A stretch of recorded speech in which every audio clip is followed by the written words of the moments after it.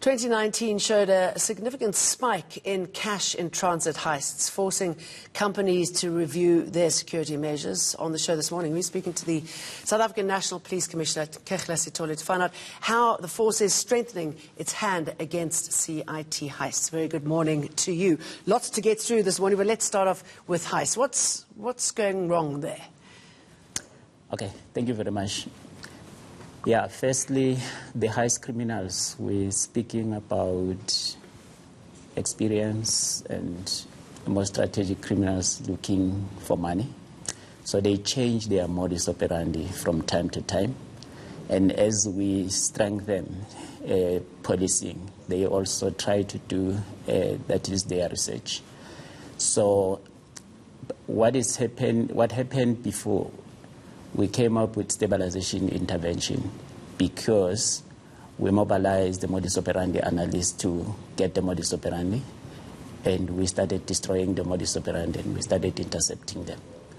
But then as we normalize, they also then took the opportunity. And as they take the opportunity, we have again intensified now the stabilization interventions. And what is that likely to be? I mean, I know many companies use different types of protection inside the van so that once they are attacked, it is almost impossible to get the money. But what is it that the police are doing? Yeah, I think firstly, as the police, we have mobilized these companies working together. One, we've got an integrated plan. And our main intention is to prevent and combat, but working together with those particular security companies, because the criminals, they use the explosions in order to blast those vans so that they get the money. But the first intervention where we're working together is led by Business Against Crime. I have actually sanctioned the Fusion Center concept, which is under the Safer City. Firstly, they will together working using technology to monitor the heist criminals so that we can do an activation plan together and then we intercept them. We have also established a center where we're working together. They deploy and then we deploy. And we're then looking at those criminals together. Then we also profiled those criminals. Like presently, we've got a total target of 276. Wow. And we're also looking at the top 13 that we are actually following and monitoring. Okay, I hope you get them. There are two other big issues that I want to talk to you about. And we've just spoken to the main opposition party in Lesotho, and there's a concern, as there is here with us, that Tom Tabane is in our country. Is he? And is he being protected? All right. Maybe let me start by saying, yes, we did receive information he's in our country. But my starting point is that we've got SAPCO, which is a police body that brings together the countries in the Southern Hemisphere. We're supporting each other as far as policing is concerned. It's a cooperative body. And under that body, we've got cooperation agreements. Should the one country look for a suspect that has crossed to another country, we've got cooperation together to assist each other. Okay, so is he here, and are we protecting him?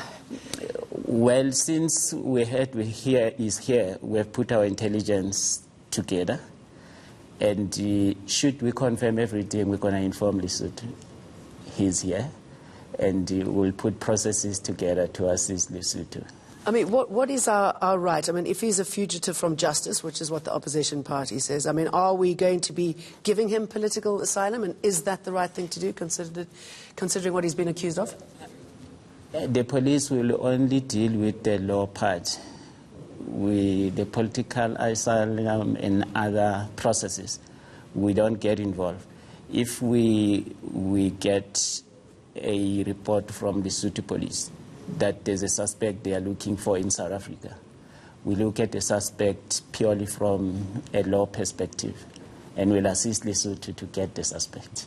Right, so confirming he's here, but what happens next politically, we must wait and see. Yes. Let me ask you very quickly about Tasnie van Wyk and the 4 children who were killed in Limpopo by their father. Yes. These are horrific acts committed by people who are on parole. Yes. What's going wrong there, and how do we prevent something like this ever happening again? Okay. I think firstly, we're looking at this particular phenomenon in 2 ways. One, we have agreed with correctional services. We've got an integrated plan between ourselves. And those integrated plans, they're looking at the parole profiles of all suspects or offenders before they can be released. We'll be working together. But we're also extending it to the reintegration that is programs. Then if, for instance, we've got a body between ourselves and correctional services, if from that body, we as the police have got information that's tangible from the profile, then we're going to suggest this particular specific offender should not be given parole. And obviously correctional services would be listening to us. We decided to strengthen that. But on the one other hand, this is a serious deterioration of the moral fiber because you can't have a father killing the children. And this is not the only incident. We've got other 2 incidents in which the one father raped his own daughter and the other one impregnated the daughter. So it's also a societal problem, and we are mobilizing that one through community policing. And remember, the president made a call through the community policing strategy that the whole of society must come out and we work together.